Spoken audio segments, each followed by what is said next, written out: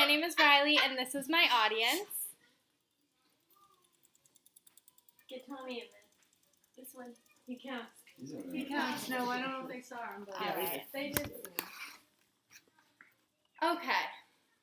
On February 15th, 1996, my mom received a call from her babysitter while at work, telling her that she needed to come home.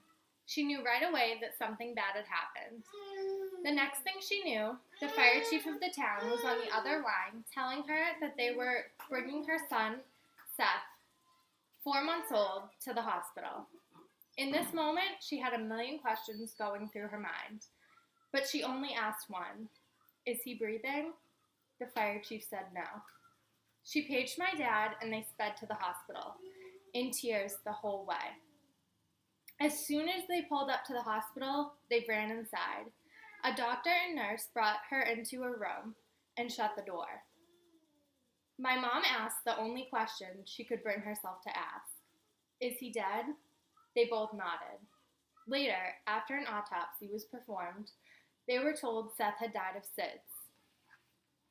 In 1996, SIDS claimed the lives of over 7,000 babies, including Seth. And although the numbers have improved, SIDS still claims the lives of over 2,000 babies every single year. Yet many people couldn't even tell you what SIDS is, let alone know how to help prevent it from happening. As someone who has seen how devastating SIDS is by what happened to my family, I would like to raise awareness to others and share all of the ways the risk of SIDS can be reduced, because no mother should have to bury their child. Thousands of babies die every year due to SIDS, but by raising awareness and creating mandatory informational sessions for new parents, we can drastically reduce the number of lives lost. In the first part of my speech, I'm going to tell you exactly what SIDS is. Then I'm going to tell you all of the clinically proven ways to help reduce SIDS. And finally, we're going to go over why mandatory informational sessions for new parents is the best way to spread SIDS awareness. We're first going to begin by discussing exactly what SIDS is and how SIDS occurs. SIDS stands for Sudden Infant Death Syndrome. On July 12, 2017, the MayoClinic.org defines SIDS as the unexplained death, usually during sleep, of a seemingly healthy baby, less than a year old. SIDS is also known as crib death because many times when babies die of SIDS, they're found inside of the cribs. Although the cause of SIDS is still considered unknown, there are many factors that we do know contribute to the onset of SIDS. On October 16th of 2005, the Vallejo Times-Herald of California stated the 5 main contributing factors to SIDS are late or no prenatal care, smoking, alcohol consumption during pregnancy, low birth weight, stomach or side sleeping positions, and bed sharing. Dr. Hannah Kinney, a staff neuropathologist at Children's Hospital of Boston, has dedicated her entire life to researching the cause of SIDS. Dr. Kinney believes that SIDS occurs because of a developmental brainstem defect in autonomic or respiratory control during sleep. Her research suggests that SIDS stems from the nucleus located in the ventral medulla of the brain. It is in this area of the brain that detects carbon dioxide and controls other respiratory and blood pressure responses.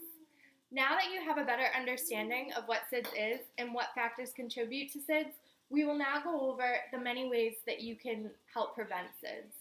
Even though there are certain predisposed factors that put your baby at an increased risk for SIDS, there are also many ways that we can help prevent SIDS from happening in the first place.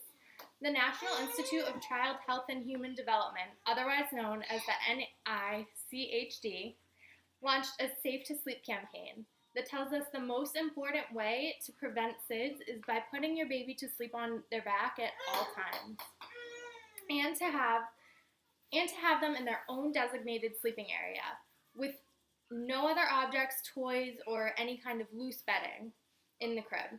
Some parents may be worried about their baby choking on their own vomit when they're put to sleep, but the NICHD also states that in the few reported cases of fatal choking, the infant was sleeping on his or her stomach. Another way to reduce the risk of SIDS is to never let your baby overheat. A baby with covers around or close to their face can cause the child to become trapped and suffocate. Some other ways to help prevent SIDS is by not smoking cigarettes during your pregnancy, using a pacifier, and breastfeeding your baby.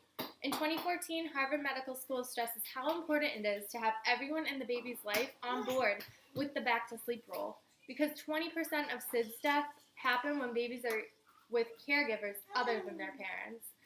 Next, we're going to talk about some requirements we should put in place to help spread SIDS awareness. It's evident that SIDS is an ongoing problem in the U.S. and all over the world.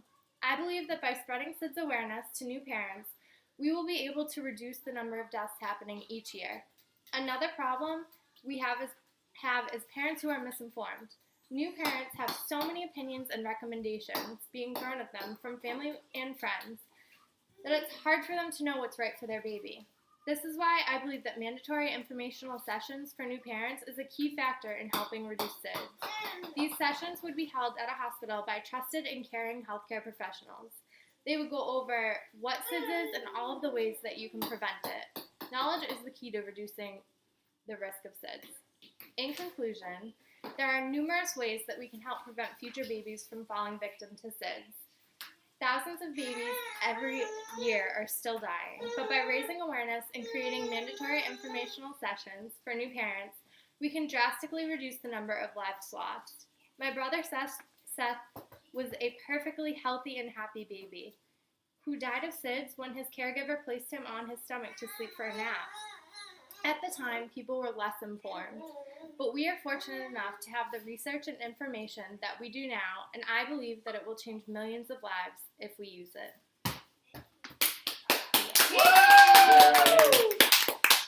They're still here. Very good, very informational. All right.